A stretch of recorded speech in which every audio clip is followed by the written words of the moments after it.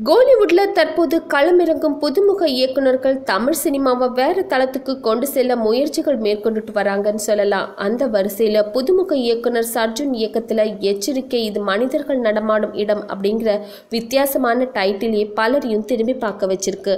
அது மட்டும் இல்லாம தமிழ் சினிமாவின் 3 பிம்பங்களான மணிரத்னம், பாலா மற்றும் AR முருகதாஸ் முன்னிலையில இந்த படத்தோட ஃபர்ஸ்ட் லுக் வெளியிடப்பட்டிருக்கு. இந்த படத்துல சத்யராஜ், கிஷோர், வரலட்சுமி மற்றும் விவேக் ராஜகோபால் நடிக்க இருக்காங்க. மேலும் இந்த படத்தின் இயக்குனர் சர்ஜுன் மணிரத்னத்தோட ஸ்கூல்ல இருந்து களமிறங்குவது கூடுதல் சிறப்பம்சமாகவும் இருக்கு.